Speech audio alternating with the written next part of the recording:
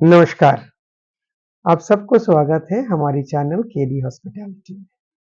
आज हम लोग बात करेंगे कि आप लोग होटल मैनेजमेंट करने के बाद किस तरीके से इंडिया के बाहर इंटर्नशिप का अपॉर्चुनिटी की लाभ उठा सकते हो। इंडिया के बाहर बहुत सारे कंट्रीज हैं जो होटल मैनेजमेंट स्टूडेंट्स को इंटर्नशिप कराने के लिए वेलकम करता है। मैं आज बात करूंगा न्यूजीलैंड का। बहुत और भी बहुत सारे कंट्रीज हैं, लेकिन आज हम स्पेसिफिकली बात करेंगे सिर्फ न्यूजीलैंड में। न्यूजीलैंड में इंटर्नशिप करने का जो प्रोसेस है, सबसे पहले तो आपको कुछ छोटे-छोटे चीज़ों को जानना है कि जब भी आप न्यूजीलैंड इंटर्नशिप करने के लिए जा रहे हो, आप किसका थ्रू से जा रहे हो। कहीं ऐसा तो नहीं आप जा वहाँ पर गए या फिर आप कोई छोटे-मोटे रेस्टोरेंट में चले जाते हो या फिर बहुत ज़्यादा आपका पैसा की वेस्टेज हो गया। मैं एक अप्रॉक्सिमेटली कैलकुलेशन आप लोगों को देने की कोशिश करूँगा कि मोटा-मोटा कितना एक्सपेंसेस होते हैं और रिटर्न कितना होते हैं, कौन-सा डॉक्यूमेंट आपको चाहिए, किस तरीके से आप लोग अप्लाई कर सकते हो, कौन-सा होटल्स आपको इंटर्नशिप ऑफर करता है। मैं आप लोगों को थोड़ा बहुत ट्रैवलिंग के बारे में भी बोलूँगा कि आप लोग किस तरीके से करते हैं। तो चलिए शुरू करते हैं आज का वीडियो। यदि आप लोग मेरे चैनल में नए हो तो नीचे दिए हुए बटन सब्सक्राइब में आप लोग सब्सक्राइब कर सकते हो। आपको मुझे सपोर्ट करने के लिए, थोड़ा-सा प्यार देने के लिए आप लोग मुझे लाइक भी कर सकते हो और कमेंट बॉक्स हमेशा खुला है। आप कुछ भी जो आपको मन चाहे आप कमेंट कर सकते हो। ओके। अब न्यूजीलैंड कौन-सा बच्चा ट्रेनिंग करने जा सकता है? सबसे पहला चीज़, कोई भी डिप्लोमा का स्टूडेंट ये ट्रेनिंग इन न्यूजीलैंड के अंदर में नहीं जा सकता। कौन जा सकता है फिर? हमारे पास 2 ऑप्शन बढ़ते हैं, 4 साल की डिग्री के स्टूडेंट्स या फिर 3 साल की डिग्री के स्टूडेंट्स। और एक रेयर केस है, वो है एडवांस डिप्लोमा जो कि 2 साल का कोर्स कर रहा है। अब इस कोर्स करिकुलम के अंदर में 6 मंथ का ट्रेनिंग आपका सिलेबस में होना चाहिए। यदि आपका ट्रेनिंग 6 मंथ का करिकुलम में मेंशन नहीं है, तो आप न्यूजीलैंड जैसा कंट्री में ट्रेनिंग करने के लिए नहीं जा सकते हो। ये यहाँ तक आप लोगों को मैं आशा करता हूँ समझ में आ रहा है। अब बात क्या है कि जो 4 साल का कोर्स है, उसमें ट्रेनिंग होता है 2 साल के बाद, तो आप 2 साल के बाद प्रोसेस में आ सकते हो या फिर जो 3 इयर्स का डिग्री कोर्स है, उसमें भी 2 साल के बाद आप लोग ट्रेनिंग में जा सकते हो 6 महीने के लिए। आप लेकिन उसकी करिकुलम प्रॉपर होना चाहिए। प्रेफरेबल है कि आप कोई यूजीसी रिकॉग्नाइज्ड यूनिवर्सिटी से ही होटल मैनेजमेंट करें और जिसका नैक एक्रीडिटेशन हो, तो इसमें क्या होगा, आपकी कॉलेज की या फिर आपकी यूनिवर्सिटी की वैल्यू वीज़ा के टाइम में ज़्यादा मिलता है और आपको वीज़ा आसानी से लग जाएगा। मैं आज 5-6 साल से काफ़ी स्टूडेंट्स को न्यूज़ीलैंड भेजा हूँ इंटर्नशिप करने के लिए, तो मैं आप लोगों को एकदम ट्रांसपेरेंट व्यू दूँगा जो कि एक बच्चा जब ट्रेनिंग करने के लिए जाता है, वो उसको दिमाग में रखना है। सबसे पहले आपको प्रिपरेशन कैसे करना है? आपको पहले इंग्लिश बहुत अच्छा होना चाहिए, आपकी कम्युनिकेशन बहुत अच्छा होना चाहिए। आप वहाँ पर जाने के लिए तभी एलिजिबल होंगे जब आपका कम्युनिकेशन स्ट्रॉन्ग होगा। यदि आपका कम्युनिकेशन स्ट्रॉन्ग नहीं है फर्स्ट ईयर में या जब आप इनिशियली होटल मैनेजमेंट में एनरोल किए हो, तो हम आपको ये बोलेंगे कि आप प्लीज़ सबसे पहले कम्युनिकेशन में ध्यान दीजिए, नहीं तो आप अपने इंटरव्यू क्लियर नहीं कर पाएँगे। अब इंटरव्यू का राउंड्स कैसे होते हैं, मैं किस तरीके से करवाता हूँ, मैं आपको बता देता हूँ। हमारा जनरली इंटरव्यू का राउंड्स 3 पार्ट में होता है। सबसे पहला जो पार्ट होता है, वो होता है इनिशियल स्क्रीनिंग। इनिशियल स्क्रीनिंग में हम आप लोगों की डॉक्यूमेंट्स को चेक करते हैं। डॉक्यूमेंट्स चेक करने के बाद हम लोग ये डॉक्यूमेंट्स हमारे काउंटर पार्ट को भेजते हैं और हम अपने काउंटर पार्ट के साथ बैठ के आपका एक फर्स्ट राउंड ऑफ इंटरव्यू लेते हैं। इंटरव्यू के दौरान हम आपको ये जानने की कोशिश करते हैं कि आपका पर्पस क्या है बाहर जाने का। यदि इस पर्पस बहुत क्लियर होना चाहिए कि मैं सीखने के लिए जा रहा हूँ और मुझे इंडिया वापस आना है। यदि यदि किसी पॉइंट में भी हमें लगता है कि आप इंडिया वापस नहीं आओगे, तो हम इमीडिएटली आपका कैंसलेशन कर देते हैं और आगे सेकंड स्टेप में आपको लेके नहीं जाते।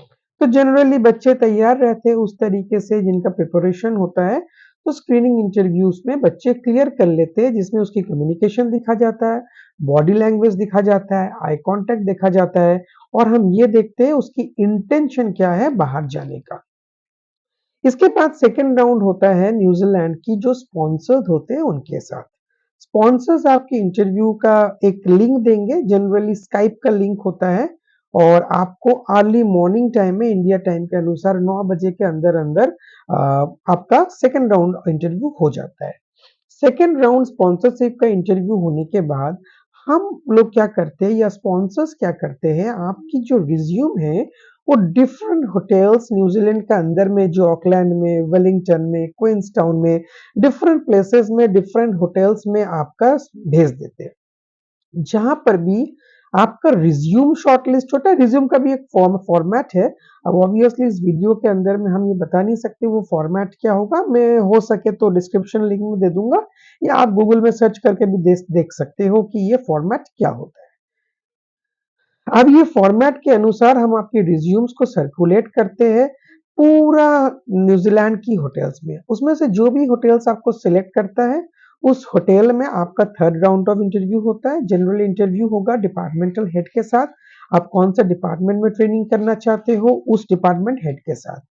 अब वो इंटरव्यू होने के बाद यदि आपका इंटरव्यू या आप इंटरव्यू पास करते हो, तो फिर लास्ट होता है कि आपका सिलेक्शन या ऑफर लेटर आता है। ऑफर लेटर में एक होटल मेंशन रहता है, कौन सा का नाम, कौन सा होटल में आपका सिलेक्शन हुआ है, आपका ड्यूटी टाइम और आपका कब आपका ज्वाइनिंग करोगे। अब ये सारे डॉक्यूमेंट्स आने के बाद आपका ऑफर लेटर जब आ जाता है, जनरली न्यूजीलैंड पे यू $30 या 27 न्यूजीलैंड डॉलर्स पर आवर के हिसाब से और 30 आवर्स गारंटेड होता है आपका वर्क टाइम मिलेगा। मतलब मोटा मोटा आप 1,65,000 रुपीज इंडियन करेंसी में अर्न कर सकते हो। ठीक है। अब मैं आप लोगों को बताता हूँ इसके बाद हम लोग वर्क वीजा कैसे करते हैं। एक वेबसाइट है online immigration dot government dot New Zealand एनजेड, उसमें हम लोग आपके डॉक्यूमेंट्स अपडेट करते हैं। अभी एक रिसेंट हमने फाइल किया था, मैं डॉक्यूमेंट्स आपको क्या क्या चाहिए उसके अंदर में बता देता हूँ। तो सबसे पहले तो एक वर्क वीजा एप्लीकेशन होता है। वर्क वीजा एप्लीकेशन के अंदर में आपका क्या क्या रहता है मैं आपको बता देता हूँ।